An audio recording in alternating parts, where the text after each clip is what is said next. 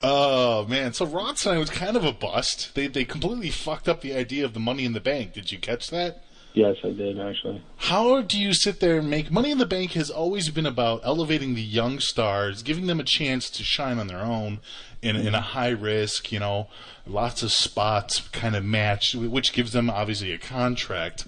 Using the quote fingers, gives them a contract to actually get the title shot and elevating themselves. But instead, now they're doing it with former champions, all of which have already had the title numerous times, and only four of them now.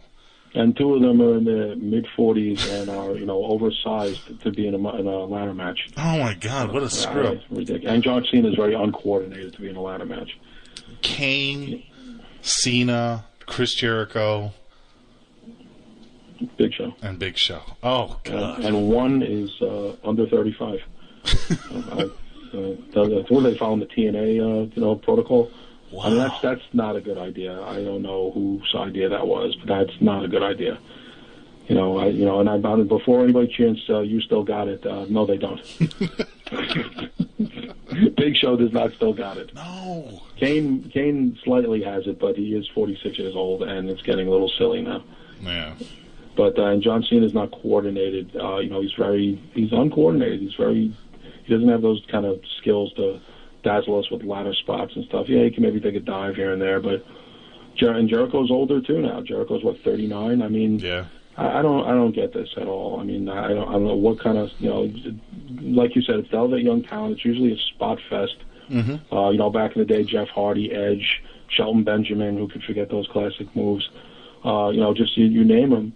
But, very strange to have these guys in there. Not one guy really can you think of is going to dazzle anybody in that ring that night in that situation. And Jones in the chat room is saying there's not enough depth on the roster right now to try and do 8 on both shows. But that doesn't mean that you couldn't have 8 total. I could easily see 4 from Raw, 4 from SmackDown. Like, who would you put in there, Kev? Ziggler, of course. Dolph would be in there, of course, to add those spots and those Shelton Benjamin-like moves that we're used to seeing in Money in the Bank matches. Yeah. Obviously, Del Rio, but he'll get hurt too easily. Del Rio's a glass house right now, and so is, Mysterio's suspension is up, but once again, I don't know how many risks Ray's going to take anymore. Right. With another guy who's been out 23 times in 4 years. Ziggler is the go-to guy right now as far as a bouncing ball for the company, and a guy who hasn't been injured too often and pretty much can go and is young. I'm really trying to think. Sheamus is kind of a big lumbering guy. I wouldn't put him in a. They always have one big guy. You don't have your Morrisons anymore, and you don't have your Benjamins anymore. And John Morrison was a go-to guy for stuff like that back in the day, but back in the day 2 years ago. But really, who do you have? Who do you have who can fly around the ring and do the Jeff Hardy or the Edge moves or the Christian? Christian's too old.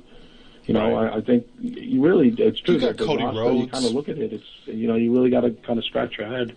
Cody Rhodes. You got Ted DiBiase still bouncing around there someplace. That's true. Alex Riley maybe to a point. I don't know what they're doing with Alex Riley. You can finally give not Dolph Ziggler. Oh my God, woo woo woo. Oh well, Get him what in about there, him? What are they doing with him? I mean, he was on a little 5-second things, knuckling John Cena, bumping fists. Is that all he's good for these days? I mean, what? I guess. Where are some of these guys? I mean, where's Kofi? Even Evan Bourne? Is he back now? Is he still with the company? I don't even know what half the roster is sometimes. Yeah, he's supposedly still rehabbing. Is what it is with Evan Bourne. So I'm imagining from what I was reading before is that it's like he's right around the corner too, but we'll see. Obviously Orton's gone, so you can't put him in there because he's got his silly suspension going. No Orton, and the other guy, can't put the new guys in there. Sandow's not proven yet; he hasn't done anything. Right. And then you got Ryback's too big, and he's got another gimmick going on there with the crushing jobbers. And then you got Brodus Clay, who I don't know, for some reason they just feed him to the Big Show, and I don't know if that's why they're doing that to him. I don't know. Is beyond me, because they could have saved that. Yeah. They should have saved that for after the show is done with Cena to build up Brodus. I don't know why they're feeding a young over superstar to a guy who's obviously. Like I said, I made this prediction before. I just really think, and tell me if I'm wrong, this is Big Show's last run on top. Yeah. Absolutely. I think this is it for him, and This is kind of his, going away presence. That's what I mean. Why crush Brodus Clay, who's in his 20s, is going to be here for years, and Big Show's on his way out after this. So I don't get why they're doing that ass backwards. But in a passing moment too, Kev. It wasn't even like it was a setup for a pay-per-view. It was a passing moment. Yeah, it was. It's like he beat him up 3 weeks in a row. Yeah. It's fucking horrible. Beat him up 3 weeks in a row. It's almost like tonight. I thought he had a chance to get some revenge back. And he got it worse than he got it the last 2 weeks. Yeah. So Brodus go out there and get beat up. Like Brodus Clay, I could see being in a ladder match as kind of a gimmick. Because they always put, what do they put, that big giant Russian in there that one year with William Regal. Kozlov? Yeah, Kozlov and Regal in there. And obviously those two guys weren't, big ladder guys. But I could see Brodus Clay being in there and just, taking 2 ladders and throwing them over their side and stuff like that, for those kind of spots. The power guys can do stuff like that, but just to have, like I said, look at those guys, and it's not being a Jericho hater or anything, but he doesn't have what he used to have. And Cena is sloppy worker. He's not coordinated. He never is. And, and you got Big Show, who's still way overweight and old, and Kane, who still has some mobility. But once again, Kane is not taking too many risks. I don't see him doing anything that crazy in that match. Now, maybe they will. If I see anybody really putting themselves at risk, it's going to be John Cena, because John Cena is the top guy, and John Cena has something to prove because he's never been in a ladder match before. Jericho has nothing to prove, and I'm sure he doesn't want to get hurt, so it doesn't hurt his band touring stuff. And Kane probably doesn't want to take too many risks. And Big Show, you can't do much with him because he could literally get killed. He falls the wrong way or something. So to me, I have no interest in seeing that match, and I'm absolutely not ordering that pay-per-view. Yeah, no, that's exactly what it is too. I just don't see any kind of benefit coming from this. I mean, first off, you're starting off with 4 people that there's really no reason for them to win. I mean, the winner faces who? Sheamus or CM Punk? Punk. I don't know. Well, Cena Punk was a great match last July. I can't believe that was a year ago already. Yeah. By the way, that's unbelievable. That was my favorite match of last year, and in your hometown, of course, but. Maybe that's what they're hoping for again. A year later, recapture the magic, kind of like they did with Rock and Austin once a year when they were both active here back in the early 2000s. Not exactly the kind of heat, but maybe that can be something. Let's see CM Punk, as I thought. I mean, once again, we turn around. He's going to be champion in almost a year at this point. I know. I mean, I know it's not till November, but it seems like he's never going to lose that belt, which I don't mind. Don't get me wrong. I don't want to see it bounce around like it did in the old days. I like that.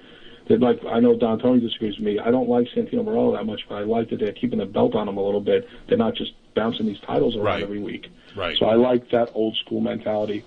But yeah, I guess, but if I say Cena will probably win and face CM Punk, and dare I say he'll be the one to take the title off Punk. That's what I'm thinking. Ultimately, because you got Brock going against Triple H at SummerSlam. So don't you think it'll be CM Punk versus Cena at SummerSlam? They need that kind of marquee name. Yeah, I'd like to see that happen, but I wonder if it's too late. Like, can they really rebottle that moment? I don't know. Yeah, because you're going to have Punk go back into the mode that he was in last year at this time. And he's already changed. And John Cena now, being the most requested kid for children with cancer of all time in Make-A-Wish. I mean, that doesn't exactly give him a lot of bad heat, you know what I mean? Right. So it's like, if anything, they're trying to show what a great, how could you not like John Cena? That's what I call it, how can you not like John Cena clips, I call them. Yeah. Like, you almost make you feel guilty about hating him because he's so nice. Like, oh my God, look at this guy. Like, the guy, like, how can you hate this guy? How can you hate on him? He saves children. As a person, you got to kind of admire somebody who does that. No, and I really hate that. I hate that fucking manipulation that they do. And WWE is notorious for it, but that's exactly what it is. You can't dislike Cena on your own merit because it's like, oh, you hate a guy who spends his time saving children and making them smile on their deathbed. Do you know what kind of person that makes you? He's more requests in history than even Michael Jordan back in the day when Michael Jordan had that 10-year run on top in basketball. Are you serious? I mean, that's pretty huge, man. Are you serious? He's one of the most requested people of all time in Make-A-Wish. Absolutely. He's up there, tops, like, in huge names. I mean, huge names. Wow. So, I mean, that's pretty impressive. And like I said, I was clueless to the fact of how popular this guy is until, like I said, I have friends who teachers, first, second grade, and they tell me, John, all the kids are about John Cena. I'm like, really? And I never knew it. Even as a wrestling fan, I didn't realize the influence this guy had on children. Yeah. Which is, sells the T-shirts and the parents buy the tickets. So he's major. That's why, I mean, he ain't turning heel. He ain't going anywhere. Oh, I mean, thank goodness he's still on this fudging show, right?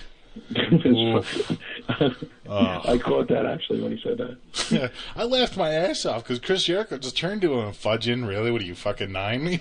It's like, and then he turns around. He's like, "Well, most of our viewers are 9 years old." Ugh. Oh God. Yeah, it's like, stop that. Well, I was when I saw some of the, not that they were risque or anything, but when I saw the bikini thing in the ring, I'm like, oh, they haven't done something like this in a while. Some of the girls are wearing something a little bit more skimpy than others. Like AJ looks like, those don't even look like shorts.